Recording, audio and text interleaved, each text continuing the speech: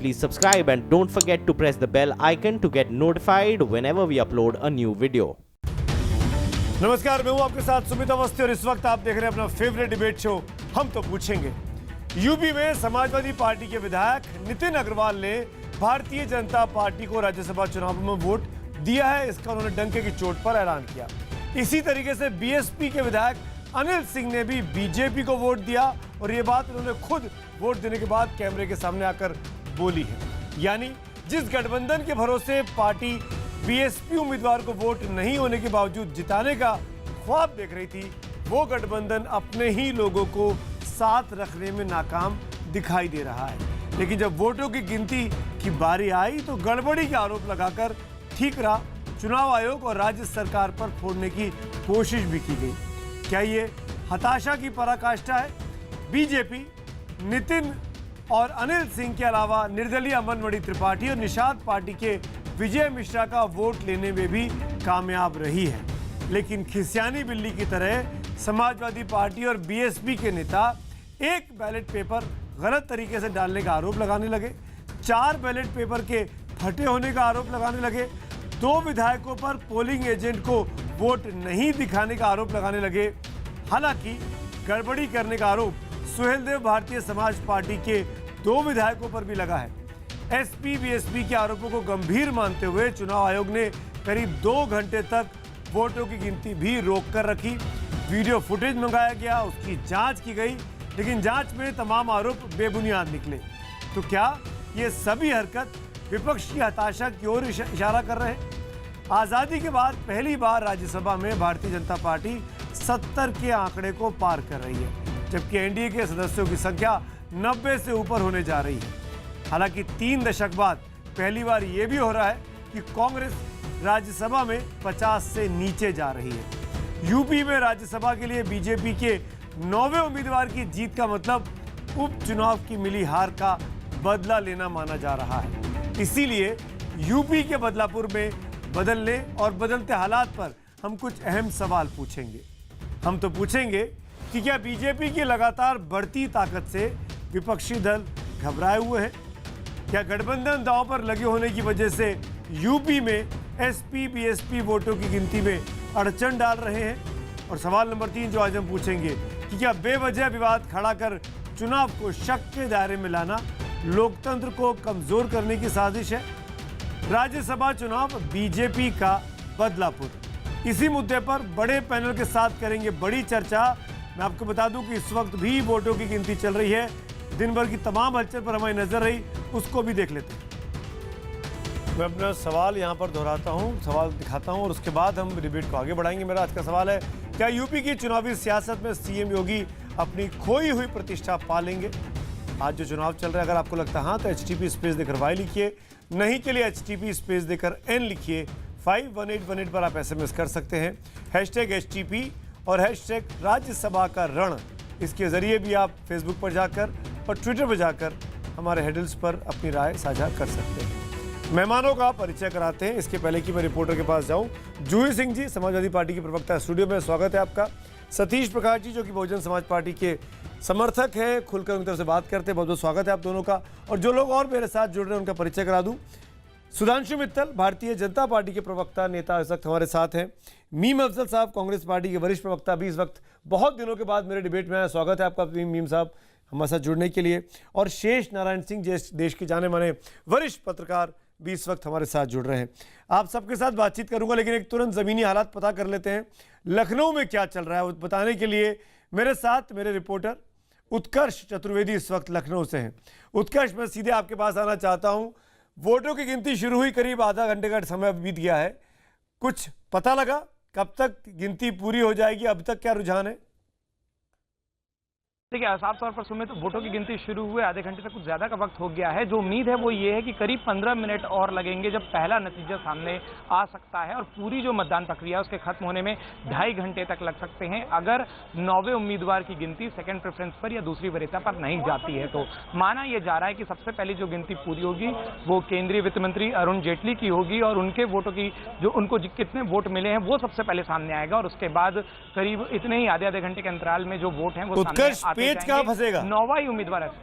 पेच कहाँ फंसेगा? देखिए, 9वां उम्मीदवार वो है सुमित जी जहां पेंच ये पूरा का पूरा फंस सकता है। भाजपा के 9वें उम्मीदवार को अगर 37 वोट नहीं मिलते हैं तो दूसरी वरीयता के वोटों की गिनती होगी, या बीएसपी के उम्मीदवार को 37 वोट नहीं मिलते हैं तो दूसरी वरीयता के वोटों की गिनती करनी पड़ेगी।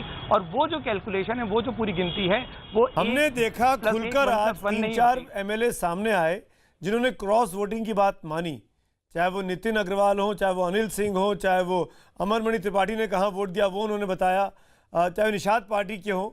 क्या ऐसा भी हुआ है कि सत्ताधारी दल से भी क्रॉस वोटिंग हुई हो सपा के लिए, बसपा के उम्मीदवार के लिए? देखिए, बिल्कुल साफ तौर पर जो सूत्र हमें बता रहे हैं, जो राजभर ओम प्रकाश राजभर की पार्टी है, सोहेलदेव पार्टी, वहां से 2 विधायक ऐसे हैं जिन्होंने अपना वोट अपने पोलिंग एजेंट को नहीं दिखाया है। यानी कि उन्होंने कहां वोट किया है इसको लेकर जो एनडीए गठबंधन है, जो भाजपा के उम्मीदवार हैं, भाजपा के पोलिंग एजेंट हैं, वो आश्वस्त नहीं है। उनका कहना है कि ये 2 ऐसे विधायक हो सकते हैं जिन्होंने विपक्षी खेमे के लिए वोट किया हो, लेकिन उनका यह भी दावा है कि उन्होंने भी विपक्षी खेमे से 3 वोट तोड़े हैं। और यहां तक कि कहा जा रहा है कि राजा भैया ने भले ही अपना वोट समाजवादी पार्टी को डाला हो, जो कह रहे हैं, लेकिन उनके साथी विधायक जो हैं विनोद निषाद, वो अपना वोट एनडीए खेमे को दिए हैं। यानी कुल मिलाकर चीजें फंसी हुई हैं। क्रॉस वोटिंग के बाद ही जब वोट गिनती होगी तभी स्पष्ट हो पाएगा कि बीजेपी अपने 9वें उम्मीदवार को जिता पाती है या बसपा अपने उम्मीदवार प्रकाश भीमराव अंबेडकर को जिताने में कामयाब होती है। उत्कर्ष आप रहिएगा, हम आपके साथ अपडेट्स लेते रहेंगे। तमाम मेहमानों के पास अब चलना चाहूँगा। साम दाम दंड भेद, किसी भी कीमत पर चुनाव जीतना है, चाहे राज्यसभा हो, चाहे लोकसभा हो, चाहे कोई सा भी हो। शेष जी, एक क्विक टिप्पणी में पहले आपकी चाहूँगा, फिर राजनेताओं के पास जाना चाहता हूँ। क्या ये चुनाव इतना बड़ा है और क्यों ये बड़ा अगर है तो? नहीं, बड़ा तो हो ही गया है। अब ये इससे तो छोटा चुनाव था गुजरात का, जिसमें आपने देखा कितनी सारी रात हम लोगों ने देखा उसको। उसमें अहमद पटेल थे साहब, इसमें कौन सा अहमद पटेल? और दूसरा ये है कि अब योगी जी और उनके उप मुख्यमंत्री अभी भूल उल्टित हुए हैं, तो अगर इसमें वो इनके गठबंधन को तोड़ने में सफल हो जाते हैं, इनके बीच में कि भाई तुमने हमारा कैंडिडेट हरा दिया, मायावती जी की ताकत ही तो असली ताकत है, इसकी वजह से जीते हैं लोग दोनों में। तो अगर उसको, ये इनकी रणनीतिक योजना हो सकती है, और मुझे लगता है उस पर हम जजमेंट नहीं दे सकते, टिप्पणी हम कर सकते हैं। टिप्पणी ये है कि वो उसको करेंगे, और उसमें अगर फाउल नहीं है तो वो वेलकम है, उसमें हमको क्या दिक्कत है। लेकिन अगर मैं क्रॉस वोटिंग कराऊं, क्योंकि दोनों ही उम्मीदवार, चाहे बसपा का हो चाहे बीजेपी का 9वां उम्मीदवार हो, दोनों के पास ही 37 की संख्या नहीं थी। अगर आपको 37 की संख्या पानी है, जो कि की फिगर है, तो आपको क्रॉस वोटिंग करानी ही पड़ेगी। तो जब आप क्रॉस वोटिंग कराएंगे तो जाहिर तौर पर ऐसे तो होती नहीं है क्रॉस वोटिंग, नहीं तो कि मेरा हृदय परिवर्तन हो गया। नहीं, लेकिन क्रॉस वोटिंग में बुराई क्या है भाई? एक एमपी, एक एमएलए अपनी कॉन्स्टिट्यूएंसी से वोट देगा अंतरात्मा की आवाज पे। इंदिरा गांधी ने प्रेसिडेंट जिता लिया था भाई 69 में, कांग्रेस तोड़ी उन्होंने अंतरात्मा की आवाज भी दी। तो फिर ये इल्जाम क्यों लग रहा है जोशी सिंह जी? क्रॉस वोटिंग नहीं, ना बंधक नहीं, लोग जिसको चाहें उसको वोट दें, उनकी फ्रीडम है, उसमें क्या दिक्कत है? फिर सपा बसपा बीजेपी पर इल्जाम क्यों लगा रहे भाई? तो इनको नहीं लगाना चाहिए। जब ये सुमित जी, नितिन तो डैडी के साथ ऑलरेडी समाजवादी पार्टी छोड़ चुके थे। वो समाजवादी पार्टी के फिर भी एमएलए जो उनकी अंतरात्मा की आवाज थी वो बने रहे, फिर भी उन्होंने वो अंतरात्मा की आवाज परिवर्तित कर दी और आज बहुत सारी चीजें कहीं भी। तो हमने तो टेक्निकल ग्राउंड पे ऑब्जेक्शन रेज किया है कि उन्होंने ऑथराइज एजेंट को नहीं दिखाया। अंतरात्मी की आवाज सुधांशु जी बहुत अच्छी तरह मैनेज कर लेते हैं, चाहे वो किसी भी बल से हो। तो मुझे आशा है कि समाजवादी पार्टी के सारे विधायक हमारे साथ हैं, और जो बहुजन समाज पार्टी से हमने वादा किया था, बगैर क्रॉस वोटिंग कराए कैसे जिता पाएंगे प्रकाश भीमराव अम्बेडकर को? हमने संख्या आप लोगों के पास भी पूरी नहीं। मायावती जी से हमने ये वादा किया था कि जो भी हमारे एक्स्ट्रा वोट होंगे, नितिन अग्रवाल सेट असाइड, वो पहले ही जा चुके थे, हम भीमराव अंबेडकर जी को डलवाएंगे। वो हमने डलवाए सबके सब 10 के 10 जो लिस्ट दी गई थी, एकदम लिस्ट दी गई थी। और मायावती जी अगर चेक करेंगे, वो बड़ी नेता है, अगर हमने ऐसा नहीं किया होगा तो जरूर वो मुखर रूप से ये बात कहेंगे। और वो मुखर रूप से बात नहीं कहेंगे, आपके गठबंधन में सवाल खड़े हो जाएंगे 19 को लेकर। सुधांशु मित्तल, साम दाम दंड भेद, भारतीय जनता पार्टी अंतरात्मा की आवाज को ज्यादा अच्छे से समझ पाती है और बदलवा पाती है, जूही सिंह का सीधा आरोप। सुधांशु मित्तल, मेरा खून खून तुम्हारा खून पानी। तो जूही सिंह जी के आरोप का तो क्या कहा जा सकता है? आपने दिन भर टेलीविजन पे देखा होगा कि हाँ देखिए रमाकांत जी के लड़के जो हैं उनसे जो है हमने क्रॉस वोटिंग करवा दी है, इसलिए हम जीत रहे हैं। कोई जना चुनाव हारने के लिए लड़ता है ये मुझे नहीं पता। मुझे तो लगता है कोई जना भी जो चुनाव लड़ता है वो जीतने के लिए लड़ता है। दूसरी चीज ये है कि स्वाभाविक तौर पर हमारे पास ज्यादा वोटें थी। क्यों? हमारे 325 विधायक हैं यूपी के असेंबली में, ये लोग अलग अलग हैं, इनका कोई गठबंधन नहीं है। तो इसलिए अपने अब जब अग्रवाल जी आप को दे दिया किसी की, मैं अपना खत्म कर लूं, मैं जूही सिंह जी, आप तो भद्र महिला हैं, मुझे मेरी बात जी, करने जी। दें। तो जिनके पास 19 वोटें थी या 17 वोटें थी, जब वो हेन केन प्रणकेण जीतने का साहस कर सकते हैं, कोशिश करने की, तो अगर हम स्वाभाविक तौर पे सबसे ज्यादा वोट लेके अगर चुनाव लड़ रहे हैं, तो हम जो है हम गुनाहगार हो जाते हैं। हम हर चीज जो है हेन तेन प्रकेण साम दाम दंड भेद पता नहीं क्या क्या हमारे बारे में जो है कह दिया जाता है। स्वाभाविक तौर पे जैसे मैंने कहा, भाई चुनाव है, चुनाव लड़ने के लिए लड़ा जा रहा है, जीतने के लिए लड़ा जा रहा है, और उसमें जो जो संभावनाएं। अच्छा, एक इसमें बड़ी विशेष बात है जो राज्यसभा चुनाव के बारे में लोग देखते नहीं है। देखिए, यहाँ पे विप नहीं होता, ये भी एक समझ लें। बिल्कुल। बहुत लोगों को बड़ी इस मामले में कंफ्यूजन है कि भाई पार्टी से अलग वोट दिया गया। अरे इसमें विप ही नहीं होता है। यहां सिर्फ ये प्रावधान है कि आप अपनी अंतरात्मा का वोट दीजिए, लेकिन आपने किसको वोट दिया है ये आपको अपने पार्टी के जो सचेता है उनको दिखाना पड़ेगा, ताकि उसके बाद पार्टी आंतरिक तौर पे जो आपके बारे में फैसला करना चाहे करे, लेकिन आपकी सदस्यता रद्द करी जा सकती, क्योंकि इसमें विप एप्लीकेशन। बिल्कुल बिल्कुल मित्तल साहब, बिल्कुल ठीक बोल रहे हैं आप। ये तो बेसिक चीज है। इसीलिए ये तो जब कानून बना था तो कानून बना ही हम सब समझते हैं। मैं एक सवाल आगे बढ़ता हूँ। मीम अफजल, कांग्रेस पार्टी के 7 के 7 विधायक जो है, क्या वो इंटैक्ट है? क्या वो क्रॉस वोटिंग के जरिए कहीं और तो नहीं गिरे होंगे? आपके सचेतक ने आपको क्या जानकारी दी है?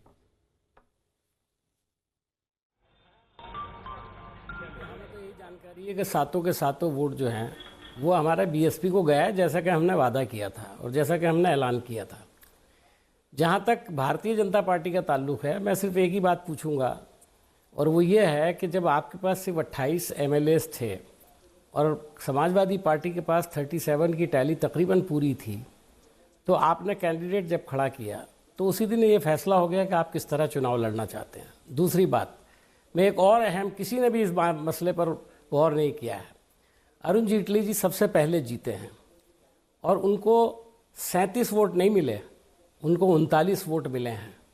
मुमकिन है उनको अलॉटमेंट 40 का हुआ हो, 42 का हुआ हो, या हो सकता है 39 ही का हुआ हो। तो फर्स्ट प्रेफरेंस का वोट एक बड़े लीडर के लिए आपने 39 दे दिए और बाकी किसी ना किसी को आपने महरूम कर दिया। और ये सोच लिया कि शायद वो सेकंड प्रेफरेंस में जीत जाए। मुझे नहीं पता कि आप किस जानकारी के बेसिस पर ये रिजल्ट बता रहे हैं। आपको पता नहीं, मेरी जानकारी ये है, और अभी हमने उत्कर्ष से बात भी की थी, उसने भी यही कहा कि पहला नतीजा आने वाला है। वो जो जानकारी आई अरुण जेटली वाली, वो शुरू में आई थी, मुझे नहीं पता कि क्यों सोशल मीडिया पे चल रही है। थोड़ा इसके बारे में भी जानकारी दे दो। जी, वो जानकारी ऑथेंटिक नहीं है। अफजल साहब, ये मेरी जानकारी है, बाकी आप अपनी बात कहने को स्वतंत्र हैं। ठीक है। राज्यसभा के चुनावों का तरीका ये नहीं होता कि ज्यादा वोटें दी जाती हैं। उसका कारण ये होता है कि उसमें कोशंट होता है।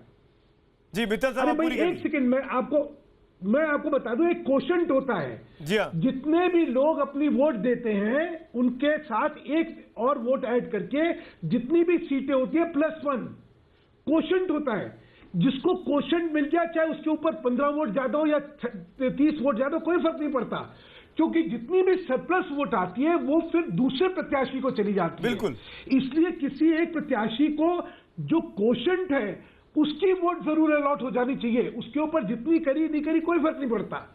ये बड़ा सिंपल है। जो मेरा पहला प्रत्याशी है, मैं 325 उसको दे दूं, और 325 विधायकों से कहो कि नंबर 2 पे मेरे नंबर 2 को करना, नंबर 3 पे मेरे नंबर 3 को करना। तो ये सारी ट्रांसफरेबल वोट होती हैं। ये सरप्लस वोट आती जाएंगे और लोग जीतते जाएंगे। इसलिए मीम साहब जरा गलत बयानी कर रहे हैं आप। ठीक है अफजल साहब, देखिए, अगर ये बात सही नहीं है तो मुझे अपने अल्फाज तो वापस ले लेने चाहिए। मैंने तो जो सुना और आपको बता दिया, और मैंने टीवी चैनल पर एक बाकायदा लखनऊ से जो रिपोर्ट कर रहे थे उन्होंने किया था। आपके पास जानकारी है तो मैं आपकी जानकारी को ज्यादा सही समझता हूं, क्योंकि आपने बाद में जानकारी ली है। जी। मैं दूसरी बात ये कहना चाहता हूं कि जब इनके पास 38 थे और मैंने जैसा कि सवाल उठाया और समाजवादी पार्टी और बीएसपी पहले से डिक्लेयर हो चुका था कि इनके पास इतने वोट हैं, तो क्यों खड़ा किया? इसका मतलब ये है कि भारतीय जनता पार्टी ने, और जो आप मैं एक फिर कंपैरिजन माफी भी के आप साथ कर टोक रहा हूं आपको अफजल साहब, जैसे ये 38 कहां से थे पहले से? मोदी पहले 38 अगर आप मुझे गिना दे तो मैं जान जाऊं, क्योंकि जो बहुजन समाज पार्टी के 19, सपा ने कहा 10 मेरे पास है, 7 आपके पास थे, तो कितने हुए ये? 17, 36 हो गए। एक और आरएलडी, जिसमें एक 2 जने आरएलडी वोट का नहीं भी कर सकते है, हैं। एक आरएलडी का भी है। जी नहीं, जिसमें 2 जने वोट नहीं कर सकते, जो जेल में है वो वोट नहीं कर सकते। जाहिर है कि ये कानून है। नंबर हमारे, तो इसलिए नंबर उनके पास पूरा था, नंबर उनके पास पूरा था, कैसे इसका था पहले भाई? से ऐलान हुआ है। अब उसमें क्रॉस वेटिंग होगी तो अलग बात है। मैं एक मिनट आप लोगों को उत्कर्ष चतुर्वेदी के पास चलते हैं। ब्रेकिंग न्यूज लेकर आ रहे हैं उत्कर्ष चतुर्वेदी। उत्कर्ष, क्या अपडेट है आपके पास? उत्कर्ष, देखिए सुमित, इस वक्त एक बहुत बड़ी खबर आ रही है, वो ये है कि एक बीएसपी का और एक बीजेपी का जो वोट है वो इस वक्त पूरी की पूरी काउंटिंग की प्रक्रिया से बाहर कर दिया गया है। वो 2 वोट सुरक्षित रखे गए हैं लेकिन उनको गिनती में नहीं गिना जाएगा। क्या मतलब हुआ इस तरीके का विवाद है, क्योंकि देखिए इसका सीधा सीधा मतलब ये है कि दोनों ही खेमों को एक एक झटका है। एक वोट बीएसपी का है और एक वोट बीजेपी का है। नाम साफ नहीं है क्योंकि सीरियल नंबर के हिसाब से ये हैं, लेकिन इन पर फैसला बाद में होगा, कुछ देर बाद होगा। लेकिन फिलहाल 2 वोट अब गिनती से कम हैं, दोनों ही खेमों के एक एक वोट कम हुए तो हैं। जो की नंबर है 37 का, वो तो कम नहीं होगा ना, उसका असर, उस पर तो असर नहीं पड़ेगा, वो तो 37 ही है। देखिए ये पूरी की पूरी गणना सुमित 36.36 आती है जी। तो अब इसको दोबारा काउंट किया जाना या नहीं किया जाना ये तब पता चलेगा जब इन दोनों वोटों पर कोई फैसला होगा। ये अगर अवैध मतलब इन दोनों वोटों को भी होल्ड पे रखा गया है, इन दोनों वोटों को को अभी नहीं माना जा रहा है। ठीक है Utkarsh, thank you for the update. आप मेरे साथ रहिए, मैं आपका अपडेट लेता रहूंगा। सतीश प्रकाश मेरे साथ है, बहुजन समाज पार्टी के समर्थक है। सतीश जी, क्या आपको लगता है कि मायावती को इस बात की आशंका थी कि राज्यसभा चुनाव फंसेगा, इसीलिए वो या उनके परिवार का कोई व्यक्ति चुनाव में नहीं खड़ा हुआ, जैसे कि चर्चा चल रही थी? ऐसा है कि जब बीएसपी ने इलेक्शन लड़ने का निर्णय लिया तब बीएसपी के पास 37 वोटें हैं, 19, 10, 7 और 1, 37 वोटें हैं। 2 वोट जो रद्द हुए? नहीं, आप रद्द, मुख्तार का और नहीं, हरीम वो यादव बाद का? में हुआ ना। अब वो क्या हुआ, कैसा हुआ, बीजेपी ने कहां अपना प्रभाव दिखाया, वो बाद की चीजें हैं। किसको जुडिशरी का नहीं प्रभाव दिखाया? नहीं, आप किसी भी चीज को, मैं ये नहीं कह रहा हूं आप अपने प्रभाव का यूज कहां तक कर सकते हैं, ये बीजेपी है, ये नैतिकता की बात करते हैं। नहीं, अगर ऐसी बात होती तो दिल्ली में आज फैसला नहीं होता अपने पक्ष में। आप मुझे आम आदमी पार्टी वाले मामले में अपने पक्ष में फैसला नहीं होता आज। राज्यसभा के मेंबर का मतलब आप लोकसभा की बात नहीं कर रहे, आपने उच्च सदन के लिए लोगों को चुन रहे हैं। आप उच्च सदन के लोगों को चुन रहे हैं और सरेआम एक व्यक्ति एक पार्टी के सिंबल पे इलेक्शन लड़ता है और सरेआम चैनल के बीच में कह रहा है अंतरात्मा की आवाज पे। कल तक तो वो एक पार्टी का फायदा उठा रहा है, तो इसीलिए तो विप नहीं गलत है ना ये। क्यों गलत? नहीं, यही तो इसीलिए तो विप नहीं है। नहीं, इसीलिए तो विप नहीं है। अगर सच्चे लोकतंत्र की आप बात करते हैं, लोकतंत्र तो यही होता है। ये चुनाव आयोग की जिम्मेदारी। अरे ये तो पार्टी की मनमानी हो गई। नहीं, ये तो मनमानी हो गई पार्टियों की, आप इसी को वोट डालिए। नहीं, आप खरीद फरोख्त को बढ़ा रहे हैं। आप जब उम्मीदवार देते हैं, जब पार्टी के बड़े नेता उम्मीदवार देते हैं तो विधायकों से पूछते हैं, विधायकों से क्या आपसे पूछ के विधायक ये नेता दिया हमने आज? बिल्कुल दिया। क्या बात कर रहे हैं आप मुझे कितने विधायकों से पूछा जाता है? आप मुझे देखिए, ये नेता दे दिए जाते हैं, विधायकों को पता नहीं होता, उनको आदेश मिलता है कि वोट करिए। बीजेपी ने एक बहुत बड़ा मौका गंवा दिया है। पिछले 4-5 दिन में जो घटनाएं घट रही हैं इस देश में, चाहे वो SC/ST एक्ट का कम होना हो या योगी जी ने रिजर्वेशन को बांट दिया है, दलितों के बीच में बहुत असुरक्षा का माहौल है। बीजेपी उस माहौल को और गर्मा रही है। आप ये बताइए कि अगर 28 सीटें हैं, अगर आप कैंडिडेट डिक्लेयर कैसे कर देंगे? इसका मतलब आप इतनी बड़ी पार्टी होकर के इतने स्टेट में आप पार्टी चला रहे हैं और दलितों के बीच में क्या मैसेज करेंगे? आप एक दलित आदमी को, अगर वो राज्यसभा में दलितों की बात उठाता तो आप उस आदमी को मौका चल रहे हैं। एक आदमी से क्या फर्क पड़ जाता है? आप दलित विरोधी है, एक दलित को चुने जाने से रोक रहे हैं। अच्छा सुमित जी, इनसे पूछिए कि यूपी की विधानसभा में इनके कितने दलित एमएलए हैं और इनसे पूछिए कि भाजपा के कितने दलित एमएलए हैं। फिर इनसे पूछिए यूपी में कितने दलित एमपीज भाजपा के हैं और कितने दलित एमपीज इनके हैं। अरे बताइए कि दलितों का प्रतिनिधित्व ये दलितों के जितने एमपीज हैं, इनमें से किसी दलित एमपी ने जो SC/ST एक्ट है उसके ऊपर कोई बयान दिया है? योगी जी ने दलितों के रिजर्वेशन को बांटने के लिए किसी विधायक, किसी दलित विधायक का आप मुझे बयान दीजिए। आप कैसे विधायकों की बात कर रहे हैं? देखिए अब आपकी बौखलाहट साफ दिख रही है। अब आप बौखला क्यों रहे भाई? मेरे को बात सर, हम अपने बोलना हाथ में नहीं मेरी बात सुनिए, मैं तो आपके दम आपकी है नैतिकता सुनिए। की बात कर रहा हूं। उन्होंने नहीं, नहीं, आपको आपको दम है मेरी आंकड़े बात बात करिए सुनिए ना। ना। नहीं, आंकड़े बात या करिए तो ना। बीजेपी देखिए, ये आप कहे घबरा गए। कि वो नैतिकता की उसके देखिए, अंदर आप कमी घबरा है, गए। जो चाल चरित्र की बात बीजेपी करती थी, या तो उसमें देखिए, चाल आप चरित्र घबरा की गए। कमी सुमित जी, मैं है। अपनी आप बात ये रख कहिए लूं। कि बाकी लोग भी वो सुमित कर जी, रहे हैं, दलितों के साथ ये आज की सुमित जी, मैं घटना बात है। रख लूं। आप जिस नैतिकता की दुहाई देते हैं और अपने आप को सुमित बड़ा जी, सिद्ध मैं करते अपनी हैं, बात आज आपकी रख नैतिकता कहाँ एक- गई? एक- अगर एक दलित समाज का व्यक्ति अगर जी, वहां राज्यसभा में इसी तरह जाकर बात के होगी, दलितों की चर्चा बात कैसे करता, होगी? आपने उसको जाने से रोक सुमित दिया। जी ठीक, कैसे you बात made a point. करेंगे इस सुधांशु जी तरह? बोलिए। ये फर्जी दलित जो है चिल्ला के ये दलित फर्जी थोड़ी दलित- बन अरे जाएंगे। सर, ये तो ढकोसला सुधांशु करने जी, पड़ती है। कम से कम इनमें दलितों के अगर लिए ऐसे दलितों शब्दों का तो प्रति प्रयोग ना करें। ये संवेदनशीलता फर्जी होगी, दलित क्या होते तो हैं? बात सुनने क्या का होते हैं दम फर्जी होगा दलित? इनमें। अरे क्या होते हैं आप फर्जी कायर दलित? क्यों भाई? आप किस तरह की कुंठित बातें क्यों कर हो रहे रहे हैं? हैं? अगर हम दलित आज समाज की बात आपका कर रहे हैं तो हम बेनकाब फर्जी करा दलित जा रहा हैं। है तो आप कुंठित हो रहे हैं। आप कैसी बात कर हमारे रहे भाई हैं? सतीश आपको जी, फर्जी शब्द यूज नहीं करना, आप इसको वापस कैसे लेना बेक- चाहिए। आप आप एक कैसे बहुत बेनकाब सीनियर हो मोस्ट रहे हैं लीडर भाई? हैं, आपको फर्जी शब्द यूज देखिए नहीं करना कैसे बेनकाब हो चाहिए। रहे हैं। एक- यही एक- आपकी एक- मानसिकता है दलितों के प्रति। सतीश सुमित जी मैं क्या अब- करूं इनसे? सतीश जी वो किसी के बीच में नहीं समिति बोलते में तो वो क्या एक्सपेक्ट करते कोई उनके बीच में नहीं बोलेगा। लेकिन सुधांशु जी अगर आपने फर्जी दलित कहा है तो इस तरह के शब्दों का इस्तेमाल आपको भी डिबेट्स में करने से बचना चाहिए। मेरे को बात सर, हम अपने बोलना हाथ में नहीं मेरी बात सुनिए, मैं तो आपके दम है आपकी तो सुनिए। नैतिकता की बात कर रहा हूं। उन्होंने नहीं, नहीं, आपको आपको बात नहीं, दम है देखिए, मेरी आंकड़े बात सुनिए करिए ना। ना। नहीं, नहीं, आंकड़े या बात तो करिए ना। बीजेपी देखिए, ये आप कहे घबरा गए। कि वो नैतिकता की उसके देखिए, अंदर आप कमी घबरा है, गए। जो चाल चरित्र की बात बीजेपी करती थी, या तो उसमें देखिए, चाल आप चरित्र घबरा की गए। कमी सुमित जी, मैं है। अपनी आप बात ये रख कहिए लूं। कि बाकी लोग भी वो सुमित कर जी, रहे हैं, दलितों के साथ ये आज की घटना है। आप जिस नैतिकता की दुहाई देते हैं और अपने आप को सुमित बड़ा जी, सिद्ध मैं करते अपनी हैं, बात- आज आपकी नैतिकता कहाँ गई? अगर एक दलित समाज का व्यक्ति अगर जी, वहां अगर राज्यसभा में इसी जाकर तरह के बात दलितों की होगी, बात कैसे करता, होगी? आपने उसको जाने से रोक सुमित दिया। जी ठीक, कैसे ये बात मेरे पर। करेंगे? तमाम मेहमान मेरे साथ बने हुए हैं। वहां लखनऊ में वोटों की गिनती चल रही है और वहां से उत्कर्ष मेरे साथ एक और बड़ी खबर लेकर जुड़ रहे हैं। उत्कर्ष क्या अपडेट है अब आपके पास? देखिए सुमित, थोड़ी देर पहले जो बात हुई थी कि जो 2 वोट हैं वो होल्ड किए गए हैं, अब वो वोटों की गिनती से बाहर हो गए हैं। कहा जा रहा है वो वोट अवैध हो गए हैं और गलत मार्किंग के कारण इन दोनों वोटों की गिनती अब नहीं होगी। अब जो वोटों की गिनती होगी वो 398 वोटों ये के 2 आधार वोट पर होगी। किसके हैं? लेकिन ये अभी 2 भी वोट किसके हैं? एक वोट बीजेपी से है सुमित और एक वोट बीएसपी से है।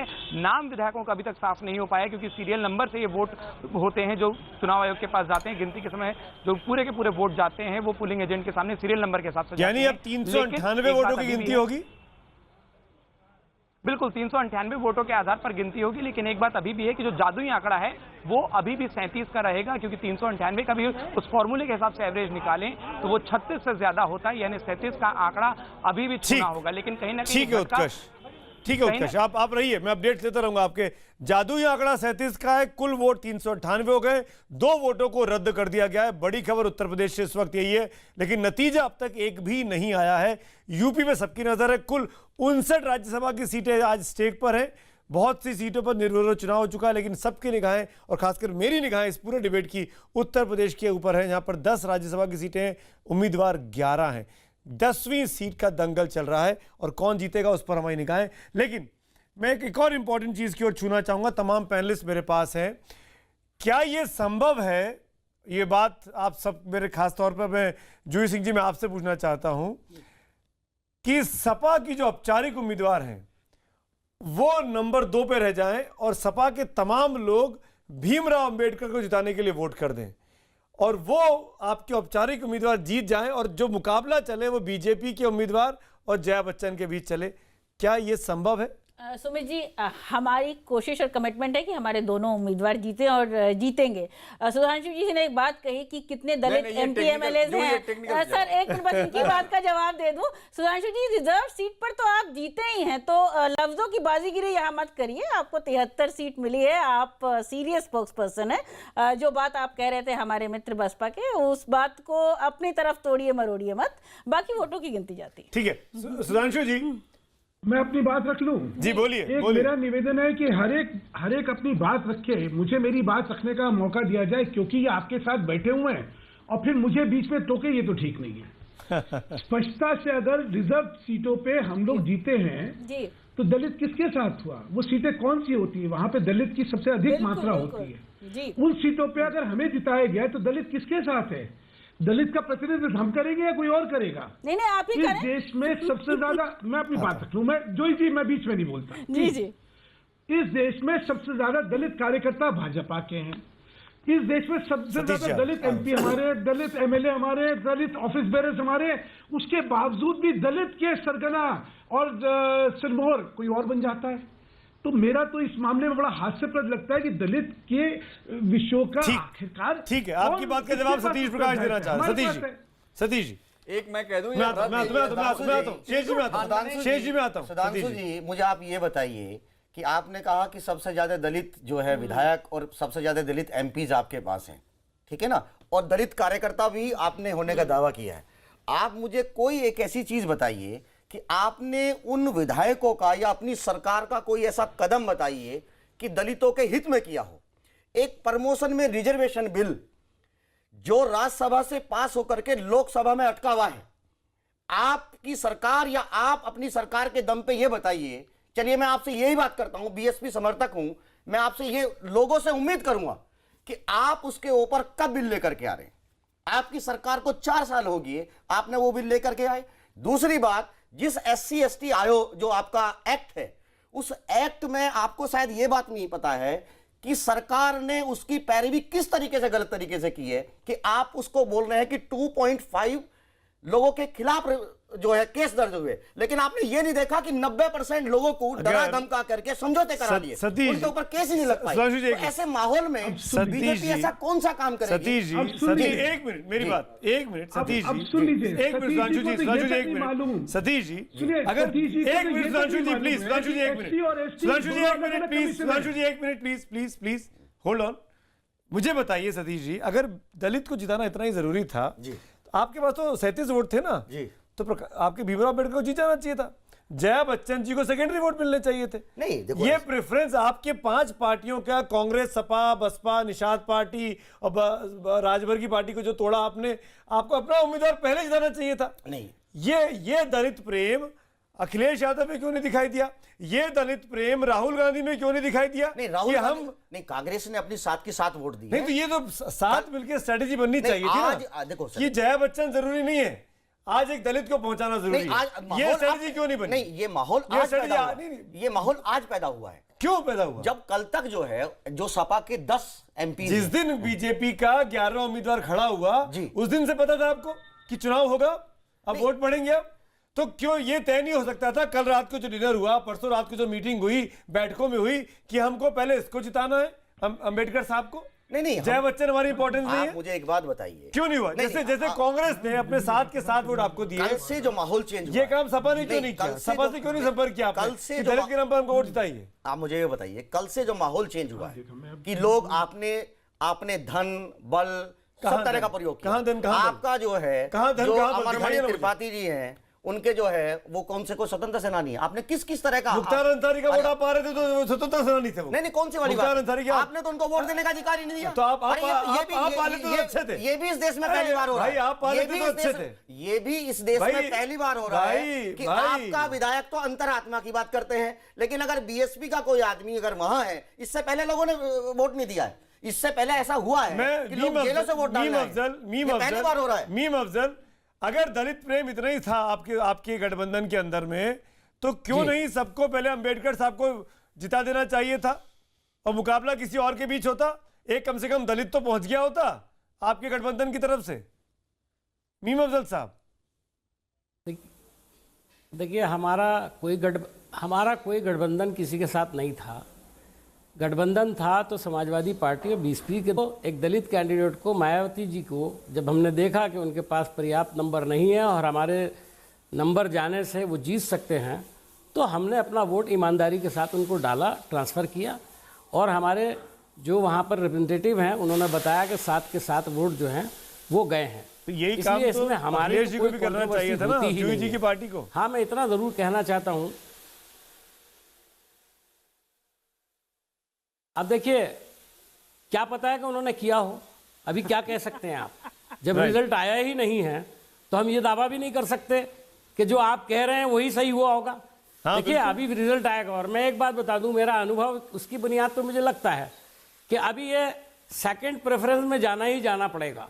अच्छा। और सेकंड प्रेफरेंस में और टाइम लगेगा अभी, तो ये पहले प्रेफरेंस से शायद मेरा ख्याल है तय नहीं होने वाला है इलेक्शन। ठीक है। शेष जी, नहीं, मैं ये कह रहा था कि अभी हम लोग दिखा रहे हैं कि ये कितना बड़ी क्रांतिकारी खबर होगी कि जया बच्चन ना जीतकर वहां से भीमराव अंबेडकर जीत जाते हैं। ये मैं पहले बता दूं कि काउंटिंग 400 वोटों की हो रही है। जो दो वोट हैं वो अवैध कर दिए गए, तो उनकी काउंटिंग तो हो गई ना।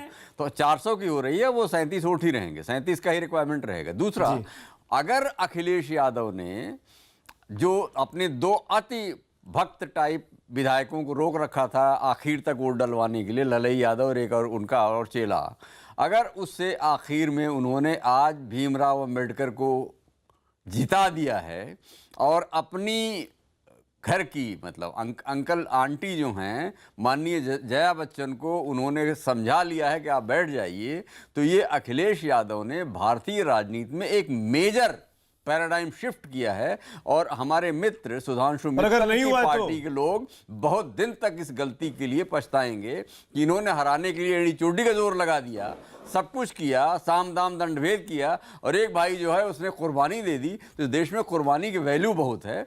मेरा ये राजनीतिक अंडरस्टैंडिंग है, और मैं जानता हूं कि अगर आज उन्होंने भीमराव अंबेडकर को जिता दिया अखिलेश यादव ने, तो ये इनका संबंध लंबा होगा और ये दोनों राष्ट्रीय स्तर के नेता फिर बन जाएंगे। सुधांशु जी, जूही जी चुपचाप बैठी सबको सुन रही है, पता कुछ नहीं रही है कि क्या हुआ है वहां पर।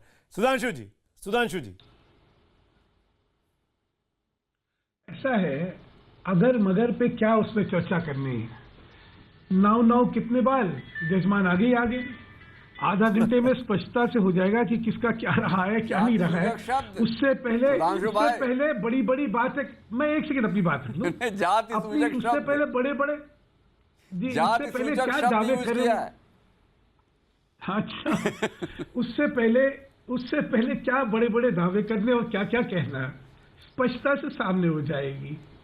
मैं तो सिर्फ ये कहने वाला हूं कि इसमें नैतिकता का जामा पहनाने की जो कोशिशें होती हैं, या जात को लेके किसी एक उन्माद को पैदा करने की कोशिशें होती है, विशुद्ध राजनीतिक विषय को जब ये हम लोग ये इस तरह का जामा पहनाते हैं, तो शायद अपनी विश्वसनीयता का ही खत्म कर देते हैं।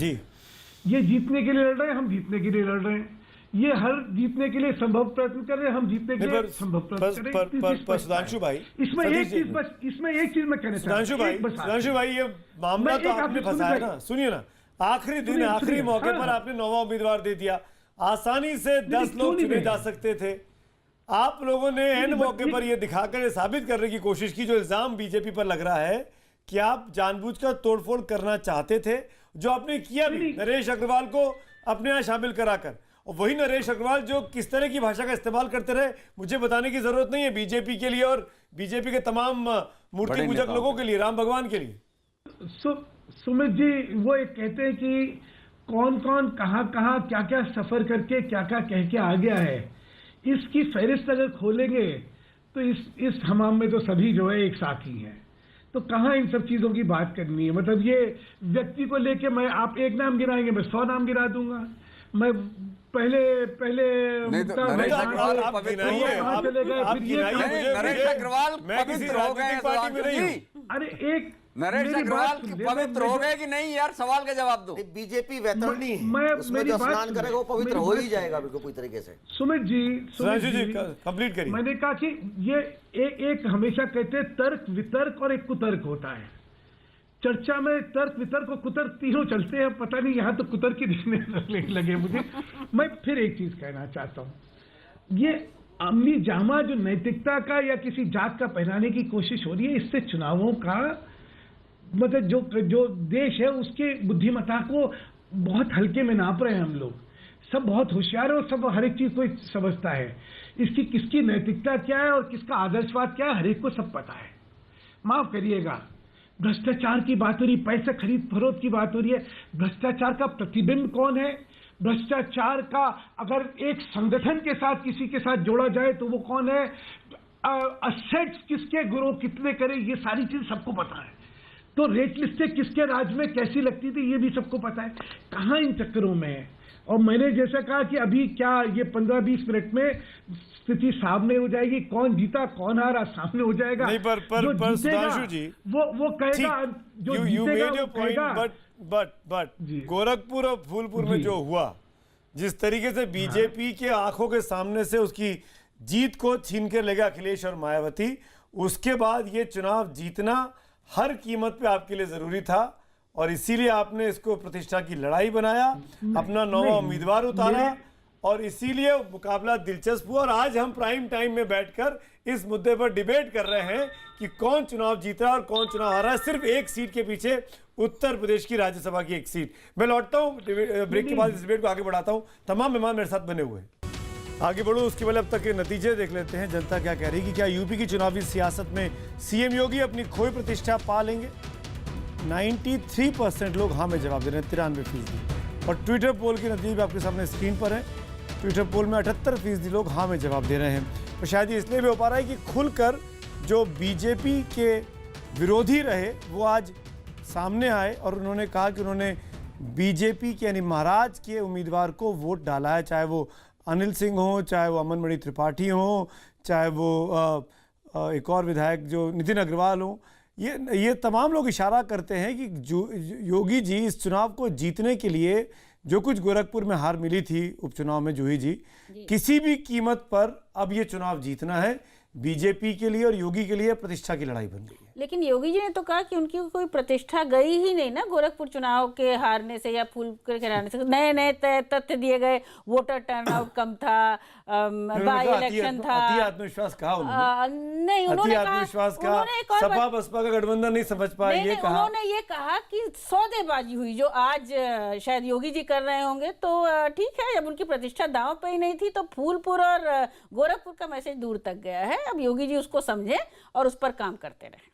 योगी जी के लिए जीतना क्या बहुत जरूरी है किसी भी कीमत पर, सुधांशु जी? देखिए, एक तो योगी जी ने बड़े विनम्र तरीके से उस फैसले का आदर करा। जनता ने हमें सबक दिया है, उस सबक को हम ले रहे हैं, ये कहा। उसके बाद कहना कि योगी जी ने तो उसको डिसमिस कर दिया, मुझे तो लगता नहीं। मुझे तो लगता है सत्य ये है कि जनादेश को बहुत गंभीरता से लिया गया और कोई भी चुनाव जो है उसको जीतने के लिए भरसक प्रयत्न होता ही होता है, होना भी चाहिए। और अगर प्रयत्न करना ही नहीं है तो चुनाव क्यों लड़ रहे हो? पर सुधांशु जी, ये तो है। लेकिन पर सुधांशु जी, अगर सपा बसपा का ज्वाइंट उम्मीदवार जीत जाता आज का चुनाव, अंबेडकर साहब, तो ये बीजेपी के लिए कितना बड़ा झटका है। क्योंकि आप गोरखपुर हारे, फूलपुर हारे, इस कॉम्बिनेशन से राज्यसभा भी अगर हार जाते हैं तो वाकई में बहुत बड़ा झटका होगा ये आपके लिए। 19 की लड़ाई के लिए सपा बसपा ज्यादा मजबूत दिखाई देंगे फिर। नहीं, सुमित जी, क्या है, फूलपुर और गोरखपुर वो जनादेश के विषय थे और उसका जनादेश का सम्मान है। वो वाकई एक जनादेश ऐसा है जिसको गंभीरता से लेके हमें अपना समझना है और हम लोग उसका आत्मचिंतन करके जो कोर्स करेक्शन जिसको कहते हैं करा जा रहा है। राज्यसभा का जो चुनाव होता है वो एक सर्टेन गणित का चुनाव होता है। तो इन दोनों को मैं एक साथ मान के नहीं देखता हूं मैं, मतलब वो गलत हो जाएगा। वो राजनीतिक विश्लेषण में शायद वो सत्यता का प्रतिबिंब नहीं होगा जी। हाँ, लेकिन उस चुनाव को बिल्कुल भरसक प्रयत्न करके जीतना चाहिए और जीतने का पुरजोर कोशिश हो रही है। और उसका एक और कारण मीम अफजल साहब, राज्यसभा में क्योंकि कमी रहने की वजह से इस सरकार को बहुत नुकसान हुआ है। हर विधायक को रोक दिया गया है, हर प्रस्तावों के ऊपर लोग बैठ गए हैं। पर तब भी मेजोरिटी का राज्यसभा में बहुमत होना बहुत जरूरी है। सुधांशु जी, बहुमत तब भी नहीं आएगा। 123 के आंकड़े से एनडीए का तब भी 30, 35, 40 वोट कम ही रहेगा। बिल्कुल हम अभी भी बहुमत से कम है, लेकिन जैसे जैसा फासला कम होता जाता है 19 के पहले पूरा नहीं हो रहा है। 19 के आम चुनावों के पहले नहीं हो रहा है पूरा। बिल्कुल सही कह रहे हैं, लेकिन संभावनाएं दूसरे संगठनों से विधेयकों को लेके उनका समर्थन। मीम अफजल साहब, क्या आपको लगता है बीजेपी के लिए राज्यसभा में सबसे बड़ी पार्टी बनना, एनडीए को सबसे बड़ा बहुमत पाना एक आन की लड़ाई बन गया इस टाइम में? नहीं, आन की लड़ाई नहीं है। मैं ये समझता हूँ कि उन्होंने बहुमत हासिल किया लोकसभा में और उसके बाद 21 स्टेट्स में उनकी सरकार है। यकीनन कोई भी पार्टी होगी वो ऐसी कोशिश करेगी, इसके अंदर कोई बुराई की बात नहीं है। लेकिन उसके लिए नैतिकता की बात करना और फिर उसके बाद इस तरह की काम करना जो आज किया जा रहा है, मैं समझता हूँ 59 यानी 59 सीटों पर चुनाव है, उसमें ऑलरेडी 16 सीटें जो है, 33 सीटों का चुनाव पहले से ही डिक्लेयर हो चुका है अनकंटेस्टेड, उसमें 16 सीटें बीजेपी को आई हैं। मैं समझता हूँ एक सीट जो है, ये हम लोग गलतफहमी का शिकार हैं कि एक सीट जो है वो प्रतिष्ठा के लिए लड़ाई जा रही है। बुनियादी बात ये, इस सीट पर उन्होंने कैंडिडेट इसलिए खड़ा किया ताकि भारतीय जनता पार्टी के ज़रिए से खड़े किए कैंडिडेट के नतीजे में किसी तरह से बीएसपी का कैंडिडेट हराने की वो कोशिश करें, जिसके नतीजे में दोनों पार्टियों के दरमियान में रिफ्ट पैदा हो। बिल्कुल। बुनियादी तौर पे वो गठबंधन के खिलाफ काम कर रहे हैं, अपनी प्रतिष्ठा के लिए काम नहीं कर रहे हैं। तो ये भी तो ये सियासत वो में काम जायज कर रहे हैं। है। और अब देखिएगा, लेकिन मैं अपने आपको एक बात विरोधी को बता दूं, कमजोर करना चुनाव नहीं भी है। क्या? बिल्कुल नहीं, मैंने जायज और नाजायज की बात ही नहीं की। मैंने कहा जो मकसद है वो बता दिया। दूसरी बात मैं आपको बता दूं, अब मेरा आकलन भी सुन लीजिए। मेरा ये मानना है कि मायावती बहन 25 साल से एसपी के खिलाफ थी, इसमें कोई दो राय नहीं है। उनको एक चीज थी, उनको बड़ी तकलीफ थी, लेकिन पिछले चुनाव के अंदर जो अभी 2 चुनाव हुए उसके अंदर शायद उन्होंने दिल से महसूस किया कि इन दोनों के साथ आने से एक बड़ी लड़ाई लड़ी जा सकती है, इसलिए वो साथ आए। तो मैं समझता हूं कि इस एक चुनाव से गठबंधन के दौरान, गठबंधन के अंदर कोई दरार नहीं पैदा होगी। इतने समझदार दोनों ही पार्टियां हैं और हम भी इसके अंदर शामिल हैं, इसलिए कि हमने भी आज वोट दिया है और हमने भी इसको सपोर्ट किया है। लड़ाई है जी, ये अस्तित्व की लड़ाई है, क्योंकि यूपी में जनादेश ने तीनों राजनीतिक संगठनों को एक तरह से उनका अस्तित्व भी खतरे में डाल दिया था। मायावती जी लोकसभा बुरी तरह हारी और विधानसभा में 19 सीटें आई। सपा जो राज कर रही थी उसकी जो है 45 सीटें आई। लोकसभा में क्या है सबको पता है। तो ये दोनों के लिए अस्तित्व की लड़ाई है। इस अस्तित्व की लड़ाई को एक अमली जामा पहना के उसूल की लड़ाई, विचार की लड़ाई, वो सतीश प्रकाश जवाब देना चाह रहे हैं। जिसको कहते हैं कि भाई सेक्युलरिज्म की लड़ाई, इस बात में दम दिखता है सतीश जी, इस बात में दम दिखता है कि ये उसूलों की लड़ाई तो नहीं है, नहीं देखो, ये अस्तित्व की लड़ाई है। अस्तित्व की लड़ाई है, अपनी जीवित रहने की लड़ाई है। किस देश की जनता से? कब गए आप जनमानस के पास? कब गए आप ये देखिए, जनमत संग्रह कराने के लिए कब गई बीजेपी ने देश की जनता के बीच में जो भय का माहौल क्रिएट किया हुआ है। आप पूरे के पूरे लोकतंत्र व्यवस्था को चैलेंज कर रहे हैं। आप संविधान बदलने की बात करते हैं, 325 बदलने तक की बात माहौल में दी जाती है। आपने कोई ऐसा मौका छोड़ा है कि आप एक देश की एक जनता, देखिए आपको शासन जो है, जब तक इलेक्शन नहीं होता तब तक आप किसी के बारे में कोई भी बात कर सकते हैं, लेकिन जब आप प्रधानमंत्री होते हैं या जब मुख्यमंत्री होते हैं तो पूरे प्रदेश की जनता के मुख्यमंत्री। क्या प्रधानमंत्री ने कहा संविधान बदलने की बात? चुनाव है भाई। क्या मुख्यमंत्री ने कहा संविधान बदलने की बात? मुख्यमंत्री जिन्होंने कहा उन्होंने माफी मांगी। अभी 4 दिन जिन्होंने कहा उन्होंने माफी मांगी। 10 दिन पहले योगी जी ने ये स्टेटमेंट दिया कि मैं ईद नहीं मनाता। उनसे किसी ने ये नहीं पूछा कि आप ईद मनाते हैं नहीं मनाते हैं, लेकिन एक जनता को जो एक बहुत बड़ा सेक्शन है, अगर आप इस तरह के स्टेटमेंट देते हैं इतने बड़े संवैधानिक पद के ऊपर, तो एक माहौल क्रिएट। शेष जी कुछ कहना चाह रहे हैं? शेष जी नहीं, मैं ये कह रहा हूं कि जो भय की बात कर रहे हैं सतीश बाबू, तो जो भय के मारे 325 वोट दिए गए, हम लोग भी तो चुना हुआ देख रहे थे। जनता लाइनों में जाके वोट डाल रही थी और हर सेक्शन और नोटबंदी के बाद डाल रही थी, तो ये भय वाली बोगी तो नहीं चलेगी। और दूसरा बहुत इंपॉर्टेंट बात ये है कि आप अगर ये मान के चलते हैं कि ये कोई लड़ाई नहीं है, जो सुधांशु मित्तल ने कहा, हाँ ये है कि ठसक की लड़ाई है कि तुमने हमको वहां हराया था, हम तुम्हारे कैंडिडेट को हरा देंगे। लेकिन ये हमें लगता है कि गुगली है और ये बीजेपी को, अगर इन्होंने भीमराव अम्बेडकर को हराया, जिनके नाम पे माला जपते हैं, इनकी फोटो लगाते हैं, नहीं, पर वो भीमराव अम्बेडकर नहीं है, भीमराव अम्बेडकर एक कैंडिडेट है सुधांशु भाई। तो आप भीमराव अम्बेडकर को अगर हराने जा रहे हैं तो जरा देख लीजिए क्या करने जा रहे हैं। मैं माफी चाहूंगा, माफी चाहूंगा। एक लास्ट कमेंट सुधांशु जी आपका 5 सेकंड में। क्या बीजेपी एक चीज जी बोलिए जल्दी से। आप बोलिए। स्पष्टता से भय के माहौल में भाजपा को जनता अगर जिताती है और इनको 19 सीट पे लगाए खड़ा करती है तो सत्य किधर है, असत्य किधर है? शुक्रिया कहने की जरूरत शुक्रिया है। तमाम मेहमानों का शुक्रिया इस डिबेट में मेरे साथ जुड़ने के लिए। लेकिन लखनऊ में वोटों की गिनती इस वक्त भी चल रही है। अब तक 10 में से 1 भी नतीजा घोषित औपचारिक तौर पर नहीं हुआ है और 2 वोट रद्द कर दिए गए। इस वक्त का अपडेट यही है और अपडेट्स के लिए आप न्यूज़ 18 इंडिया के साथ जुड़े रहिए।